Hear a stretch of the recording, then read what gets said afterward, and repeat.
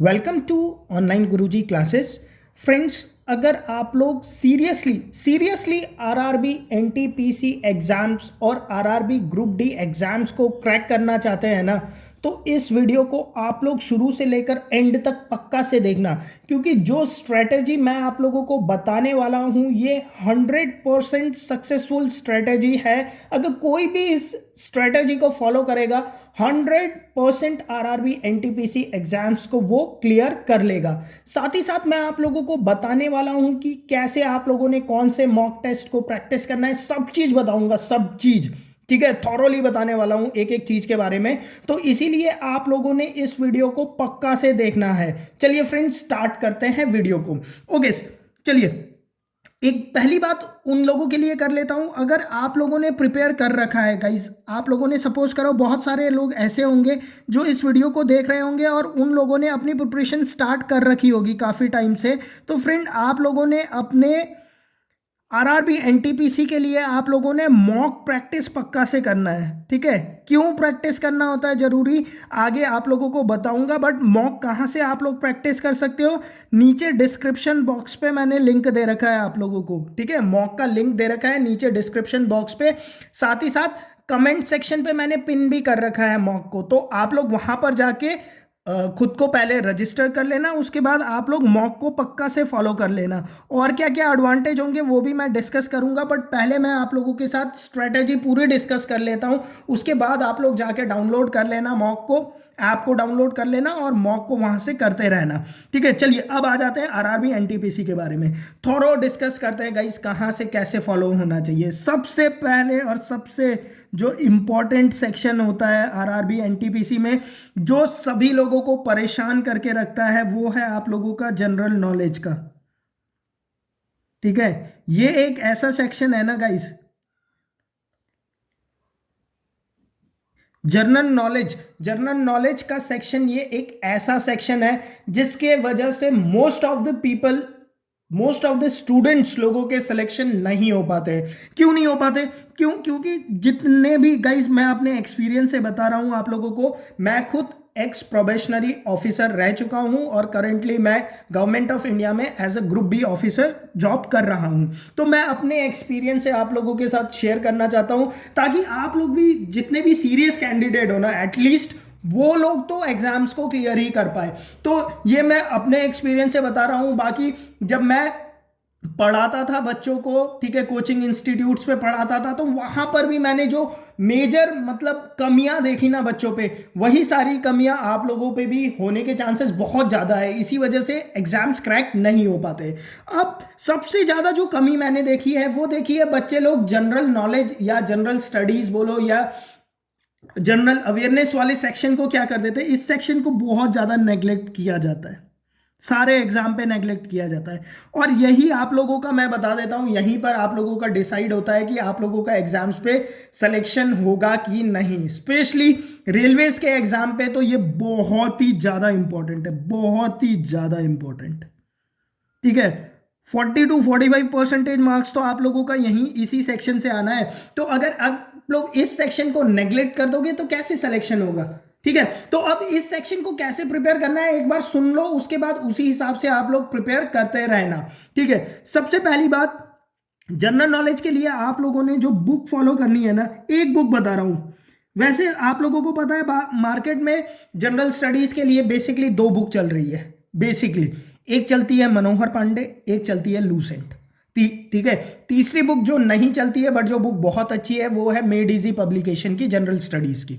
But अब आप लोगों ने कौन सी बुक को फॉलो करना है गाइस, मैं बता रहा हूं, आंख बंद करके इस बुक को फॉलो कर लो, पक्का से सारे क्वेश्चंस आएंगे आप लोगों के।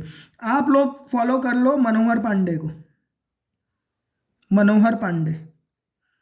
ठीक है, पतली सी बुक है, बट मैंने क्या करा, सारे बुक्स को पढ़े हुए हैं, सीरियसली बता देता हूँ। मैंने लूसेंट पढ़ा है, मैंने मनोहर पांडे पढ़ा है, और बाकी सारे एनसीईआरटी अलाना फलाना सारे बुक्स पढ़े हुए हैं। बट एक बात ये बता देता हूँ कि मनोहर पांडे टू द फैक्ट लिखी हुई बुक है। ठीक है, फैक्ट वाइज बुक लिखी गई है। फैक्ट बहुत अच्छे दिए गए हैं मनोहर पांडे में, ठीक है। और आरआरबी एनटीपीसी का जो एग्जाम होता है ना, ये फैक्चुअल एग्जाम है, इसीलिए आप लोगों को मैं यहाँ पर मनोहर पांडे प्रिफर करा रहा हूँ। अच्छा, एक दूसरी बात आप लोगों ने जो याद रखनी है फ्रेंड्स, यहाँ पर आप लोगों ने याद रखना है, जैसे सपोज करो मनोहर पांडे का मैं कोई टॉपिक पढ़ रहा हूँ, से पॉलिटी का मैं एक टॉपिक पढ़ रहा हूँ मनोहर पांडे से, directive principle of state policy suppose करो मैं पढ़ रहा हूं, तो directive principle of state policy, सबसे पहले आप लोगों ने क्या करना है ना, directive principle of state policies को आप लोग क्या करो, एनसीईआरटी या एनआईओएस या तमिलनाडु एनसीईआरटी, इन तीनों बुक में से किसी भी बुक से पढ़ लो। मैंने पिछले लेक्चर पे बोला था एनसीईआरटी से फॉलो नहीं करना है, तो बहुत सारे लोगों ने मुझे कहा कि हर कोई एनसीईआरटी फॉलो करने को कहता है, बट आपने क्यों कहा कि एनसीईआरटी फॉलो मत करो। गाइज एक बार जब जो मैंने बताया था आप लोगों को तमिलनाडु एनसीईआरटी, ठीक है, अगर आप लोग उसे एक बार पढ़ के देखोगे ना, जितने लोग कमेंट करते हैं मुझे पता है, मुझे पता है कि जो एक सीरियस कैंडिडेट है ना, अगर उसे इस बुक के बारे में पता नहीं था होगा और मेरे रिकमेंडेशन के बाद उसने वेबसाइट पे जाके तमिलनाडु एनसीईआरटी की बुक को पढ़ा होगा ना, तो उसने पक्का से मुझे मन ही मन में थैंक यू पक्का बोला होगा कि हाँ ये एक्चुअल मटीरियल है जिससे हमें पढ़ना चाहिए। तो एनसीईआरटी हो गया, एनआईओएस हो गया, ठीक है, और तमिलनाडु एनसीईआरटी, टीएनसीईआरटी, इनमें से जो बुक आप लोगों को अच्छी लगे उसे फॉलो कर लीजिए। एनआईओएस फॉलो कर सकते हो, कोई भी यार कोई भी फॉलो कर लो, ठीक है। क्योंकि हमें तो फैक्चुअल बेस पढ़ना है, और फैक्चुअल बेस मैं कहाँ से पढ़ने वाला हूँ, मनोहर पांडे से। इन बुक को पढ़ के आप लोगों ने अपना बेस बनाना है, ठीक है। अब सपोज करो जैसे मैंने आप लोगों को बताया कि हम लोग चैप्टर पढ़ रहे हैं, से फंडामेंटल ड्यूटीज पढ़ रहे हैं, तो फंडामेंटल ड्यूटीज के बारे में आप लोगों को पहले एक बेसिक नॉलेज होनी चाहिए कि फंडामेंटल ड्यूटी क्या होती है, कितने टाइप के फंडामेंटल ड्यूटीज होते हैं। तो जो ये बुक्स होते हैं ना, इन पे बस फैक्ट लिखे हुए होते हैं, बट जो ये बुक्स होते हैं ना आप लोगों के, एनसीईआरटी हो गया या एनआईओएस का हो गया या टीएनसीईआरटीज हो गए, इन पे क्या होता है, पूरा एक चैप्टर लिखा होता है, उसके ऊपर कम से कम 10 पेज लिखे हुए होते हैं। तो क्या करते हैं हम लोग से, मैंने उनका पीडीएफ डाउनलोड कर लिया और उन चैप्टर को मैंने एक बार पढ़ लिया। एक बार जब आप चैप्टर पढ़ लेते हो ना, कितना टाइम लगता है 10 पेज पढ़ने में, कितना टाइम लगता है, आधा घंटा, बस पढ़ना ही तो है ना, नोट्स तो नहीं बनाना ना। नोट्स तो यहाँ पर बने बनाए हैं आप लोगों के, रेडीमेड नोट्स अवेलेबल है यहाँ पर, तो आप लोगों को नोट्स बनाने की तो जरूरत ही नहीं है। ओके, तो यहां से आप लोगों ने चैप्टर को पढ़ लेना है। उसके बाद मनोहर पांडे क्या है बेसिकली बताऊं, एक तरीके से आप लोगों के जो नोट्स होते हैं ना, प्रॉपर नोट्स, जैसे पढ़ने के बाद जो नोट्स बनाते हैं ना, वो नोट्स है मनोहर पांडे। इसमें भी से 50% एग्जैगरेट है मटेरियल, ठीक है, आप लोग इसे और भी 50% कम कर सकते हो, ठीक है। मतलब मनोहर पांडे अगर आप लोगों की मानो 500 पेज की बुक है, तो आप लोग अगर अपना नोट्स बनाओगे ना, तो आप इस 500 पेज को 200 पेज में आराम से कंप्रेस कर सकते हो। क्लियर, ठीक है। तो जनरल नॉलेज के लिए कैसे प्रिपरेशंस करनी है मैंने आप लोगों को बता दिया। मनोहर पांडे पढ़ के जाओगे ना, तो जनरल नॉलेज का सेक्शन इजीली क्लियर हो जाएगा और बहुत ही अच्छे मार्क्स के साथ क्लियर हो जाएगा। ज़्यादा मतलब इतना ज़्यादा भी पढ़ने की ज़रूरत नहीं होती है, ठीक है ना। रेलवे के एग्जाम्स ही है और कोई आईएएस के एग्जाम्स की प्रिपरेशंस नहीं कर रहे हो, ठीक है। तो उसी हिसाब से प्रिपरेशंस को भी रखना है। उसके बाद गाइज, कोई भी टॉपिक पढ़ते हो, कितना भी प्रिपरेशन अच्छा कर लो, जब तक मॉक नहीं दोगे, ठीक है, तब तक सिलेक्शन नहीं होता। ये बात भी मैं बता दूं, क्यों, क्योंकि हम लोगों की प्रिपरेशन होती है, बट जैसे सपोज करो मैंने स्विमिंग करने की थ्योरी सीख ली, मैंने सीख लिया कि हाँ पाँव ऐसे चलाते हैं, हाथ ऐसे चलाते हैं, बॉडी को लाइट रखना है, अलाना फलाना, सब चीज़ सीख लिया आप लोगों ने, स्विमिंग के बारे में बहुत कुछ पढ़ लिया। बट मैं आप लोगों को अगर स्विमिंग पूल पे फेंक दूं, तो क्या आप लोग वहां पे स्विम कर पाओगे? नहीं कर पाओगे, सब डूब जाओगे, ठीक है ना। बट जब आप प्रैक्टिकली जाओगे स्विमिंग पूल पे और स्विमिंग करोगे, तो आप लोग स्विमिंग सीखोगे। तो वही काम आप लोगों का मॉक करता है। मॉक से क्या होता है, आप लोगों ने ये सारे थ्योरी तो पढ़ ली, सब चीज पढ़ लिया, ठीक है, बट एग्जाम के लिए वो टेम्परामेंट डेवलप नहीं हो पाता। आप लोगों को पता नहीं चल पाता कि कैसे मैंने एग्जाम्स पे पेपर को लिखना है, किस स्पीड से मुझे क्वेश्चन पेपर को अटेम्प्ट करना चाहिए। ये सब चीज आप लोगों को पता चलता है मॉक से, ठीक है। और मॉक कौन सा फॉलो करना है आप लोगों को, लिंक मैंने नीचे डिस्क्रिप्शन पे दे रखा है, कमेंट सेक्शन पे भी पिन कर रखा है। मॉक है आप लोगों का ऑलिव बोर्ड का, ठीक है, ऑलिव बोर्ड का। लिंक नीचे डिस्क्रिप्शन पे दे रखा है मैंने, ठीक है। ऑलिव बोर्ड के लाइव क्लासेस भी चल रहे हैं, आप चाहे तो लाइव लॉकडाउन क्लासेस भी देख सकते हो ऑलिव बोर्ड्स के। अगर आप लोगों को किसी टॉपिक पे प्रॉब्लम है तो आप लोग लॉकडाउन लाइव क्लासेस देख सकते हो, वहाँ पर पढ़ा रहे हैं टीचर्स आप लोगों को, सारा सिलेबस खत्म हो रहा है आप लोगों का, तो आप लोग वहाँ पे क्लासेस भी देख सकते हो। बाकी मॉक के लिए आप लोग रजिस्टर कर सकते हो, आप लोगों को नीचे लिंक है, वहाँ से रजिस्ट्रेशन कर लीजिए, ठीक है। तो जनरल नॉलेज का सेक्शन हो गया, अब आ जाओ मैथ्स के सेक्शन पे। रीजनिंग सबसे इजी है ना, तो उसे मैं सबसे बाद में डिस्कस करने वाला हूं। मैथ्स, मैथ्स की प्रिपरेशन कैसे करें, ओके।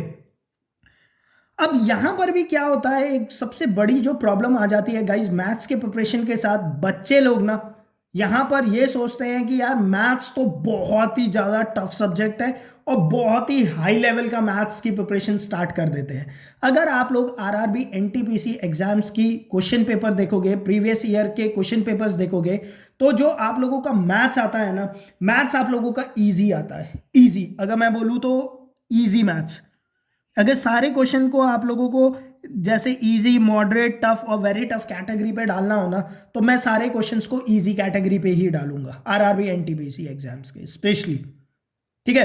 तो गाइज यहां पर आप लोगों को मैथ्स के लिए कैसे प्रैक्टिस करना है, सी, एक तो आप लोगों को चैप्टर वाइज टॉपिक पढ़ना है, ठीक है। रैंडम कुछ भी मत उठा के पढ़ना। मैं तो ये देखता हूँ यूट्यूब के रैंडम वीडियोस पे इतने व्यूज आ रहे हैं, लोग उन्हें देख रहे हैं, यार क्या करोगे उन्हें देखकर। चैप्टर वाइज थॉरली एक एक एक एक एक एक करके आप लोग कंप्लीट करो सबसे पहले मैथ्स को। बहुत सारे लोगों की प्रिपरेशंस भी हो रखी होगी मैथ्स को, तो उन लोगों को क्या करना चाहिए, सी, यहां पर आप लोगों को मैं एक बुक रिकमेंड करता हूं, किरण पब्लिकेशंस। मैं ये बार बार बुक रिकमेंड करता हूं, बट कोई सुनता क्यों नहीं, मुझे ये समझ में नहीं आता। आप लोगों ने क्या करना है, Kiran publication SSC topic wise या चैप्टर वाइज लिख के आता है, टायर 1 एग्जाम्स। अब यहाँ पर बहुत सारे बच्चे फिर से मैंने जब पिछले वीडियो पे ये रिकमेंड किया था तो बोलते हैं एसएससी के लेवल का नहीं आता है, अलाना नहीं आता, फलाना नहीं आता है, क्या बता रहे हो आप। गाइज टायर 1 तक का तो आप लोगों को लेवल रखना ही पड़ेगा, सीरियसली बता रहा हूँ। क्यों?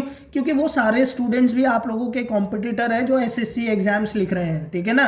वो वहाँ पे वो वहाँ पर बैठे नहीं है कि वो सिर्फ एसएससी ही लिखेंगे, वो लोग भी आप लोगों का आरआरबी एनटीपीसी के एग्जाम्स लिख रहे हैं, तो उन लोगों के प्रिपरेशंस का लेवल बहुत अच्छा होगा, जो ठीक है ना, जो प्री क्वालिफाई करके बैठा होगा ना, उस पर भी वैकेंसीज कितनी है, एसएससी सीजीएल पे 1.5 लाख बच्चे प्री क्वालिफाई करके बैठे होंगे, 1 लाख बच्चे तो बैठे ही होंगे, तो वो 1 लाख बच्चे भी तो आ रहे हैं यहाँ पर, उन्होंने तो प्री क्वालिफाई किया ही हुआ था पिछले बार, तो वो लोग भी तो आपके कॉम्पिटिटर है। कहाँ पर हरा सकते हो उन्हें, यहाँ पर जनरल नॉलेज पे, बट वो लोग भी पढ़ रहे होंगे गाइज, ऐसा नहीं है हर कोई तैयारी कर रहा है, हर कोई, जॉब की इतनी शॉर्टेज है ना, आप समझ लो।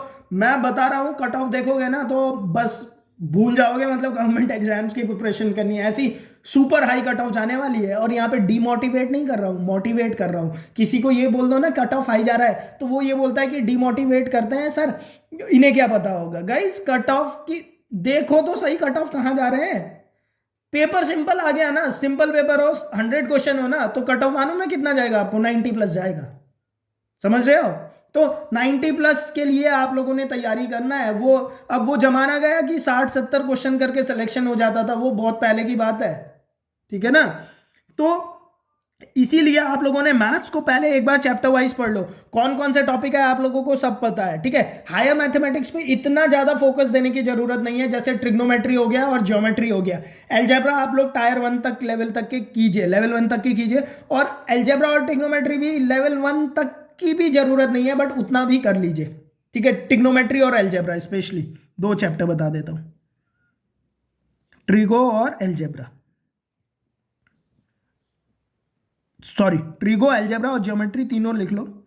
यहीं पर परेशानी आती है, पता नहीं क्यों आती है परेशानी, इतने सिंपल टॉपिक्स होते हैं इसमें से, स्पेशली ट्रिगो और अलजेब्रा पे ज़्यादा फोकस मत देना, मतलब ज़्यादा डीप लेवल, मतलब लेवल 1 तक के भी नहीं आएंगे क्वेश्चंस, बट अपनी प्रिपरेशंस को इतना तो रखना कि आप लोग लेवल 1 के हिसाब से रखना गाइस प्रिपरेशन, प्लीज़। मैं आप लोगों को बता रहा हूँ, बार बार फोकस कर रहा हूँ कि ऐसे पढ़ना है, ऐसे पढ़ना, तो आप लोग प्लीज़ वैसे पढ़ना, सिलेक्शन लेना है तो। मैं अपने एक्सपीरियंस से हर बात शेयर करता हूँ आप लोगों के साथ, क्योंकि मैंने इन सारे एग्जाम्स को क्रैक किया हुआ है, ठीक है। और मैंने सारे एग्जाम्स अपने पहले ही अटेम्प्ट पे क्लियर किए हैं, ठीक है। पीओ का एग्जाम्स मेरे पहले अटेम्प्ट पे था, एसएससी सीजीएल का एग्जाम्स मैंने पहले अटेम्प्ट पे क्लियर किया था, ठीक है। तो मैं अपने एक्सपीरियंस से ही आप लोगों के साथ यहाँ पर ये सारी स्ट्रेटेजी शेयर करता हूँ। ये नहीं है कि मैंने कोई एग्जाम्स क्लियर नहीं किया है और मैं यहाँ आके फालतू में आप लोगों के सामने बकवास कर रहा हूँ, ठीक है ना। ये सारा नॉलेज जो इंडस्ट्री पे रह के मैंने सीखा है, जो मुझे पता है क्या कमी होती है बच्चों के साथ, क्यों उन लोगों का सिलेक्शन नहीं हो पाता, ये सारी बातें मुझे पता है, इसीलिए आप लोगों के साथ बार बार आके शेयर करता हूँ ये फैक्ट, ठीक है। इतनी बात समझ में आ गई। मैथ्स को चैप्टर वाइज प्रिपेयर करना, ट्रिगो, अलजेब्रा, ज्योमेट्री, ज़्यादा हायर लेवल पे जाने की कोशिश मत करना। सीजीएल के लेवल 1 तक के क्वेश्चंस भी करोगे ना, तो भी लेवल 1 के क्वेश्चंस पे अगर मॉक पे पूरा स्कोर कर लेते हो ना, तो ये आप मान के चलो कि मैथ्स पे फुल नंबर लाया जा सकता है। सीरियसली बता रहा हूँ, it's very easy. RRB NTPC पे मैथ्स पे फुल नंबर 100% स्कोर किया जा सकता है, 100% ईजिली स्कोर किया जा सकता है। मतलब बहुत सारे, मतलब हजारों बच्चे मिलेंगे जिनके मैथ्स में फुल नंबर होंगे, इतना मान के चलो आप लोग, ठीक है। रीजनिंग पे भी फुल होंगे, जीके में 90% तक स्कोर करेगा तो ओवरऑल स्कोर कहां पर जाएगा सोच लो, ठीक है। मैथ्स का पता चल गया ना कैसे प्रिपेयर करना है। पहले चैप्टर पढ़ लेना, उसके बाद Kiran publication SSC topic wise tier 1 से थॉरोली एक बार उसके सारे क्वेश्चंस कर लेना, ठीक है। उसके बाद मॉक की तरफ भी ध्यान देना, मॉक भी देते रहना, ठीक है। ये नहीं है कि मॉक देना छोड़ दोगे, मॉक भी बहुत इंपॉर्टेंट है। चलिए आगे चलते हैं। नेक्स्ट सेक्शन जो आता है आप लोगों का, वो आता है रीजनिंग का। फ्रेंड, रीजनिंग का सेक्शन भी आप लोगों का बहुत इंपॉर्टेंट सेक्शन है। क्यों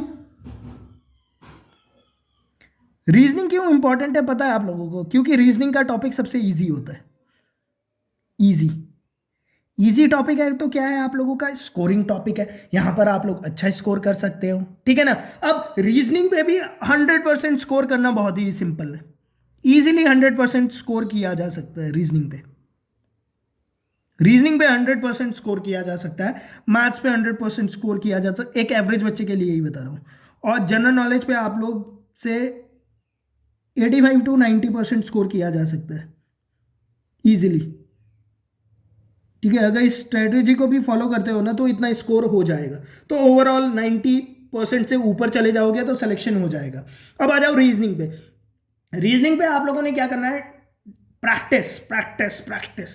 क्या करोगे, कहां से प्रैक्टिस करोगे, ठीक है। मॉक पे तो दे रहे हो, बट मॉक के साथ चैप्टर वाइज भी प्रैक्टिस करना जरूरी है। अब वो कहां से करोगे गाइज, वो आप लोगों ने करना है, वही यही इसी बुक पे सब चीज है यार, इसी बुक से सिलेक्शन हो जाता है, ठीक है। Kiran publication reasoning chapter wise book भी आती है एक, Kiran publication reasoning chapter wise, ठीक है। बाकी बुक लेने की जरूरत नहीं है, यहां पर बता दूं। अब कौन सी बुक फॉलो करते हो वो मुझे नहीं पता, बट यहां पर बुक लेने की तो स्पेशली आप लोगों को जरूरत नहीं है, ठीक है। किरण पब्लिकेशन की रीजनिंग चैप्टर वाइज आती है, एसएससी टायर 1 पे ही आती है रीजनिंग, तो इस पे टायर 2 वाला कंसेप्ट ही नहीं आता, ठीक है। इस बुक को पढ़ लो, मैं गारंटी देता हूं आप लोगों को कि आप लोगों के रीजनिंग पे फुल स्कोर आएंगे। इस बुक को पढ़ लो, मैथ्स पे फुल स्कोर आएंगे। इस बुक को थॉरली पढ़ लो और इन बुक्स को एक बार पढ़ लो, यहां 85-90% स्कोर आएगा ही आएगा। उसके बाद यहां से मॉक की प्रैक्टिस कर लो, सिलेक्शन हो जाएगा, ठीक है। तो ये एक तरीका है सिलेक्शन लेने का, बट बहुत सारे बच्चे, अब यही है ना, लोगों को क्या होता है ना, अगर आप लोग सपोज करो अभी लॉकडाउन लगा है, ठीक है, लॉकडाउन लगा है तो लोगों को ये बात कहा जा रहा है कि आप लोग घर से बाहर मत निकलिए।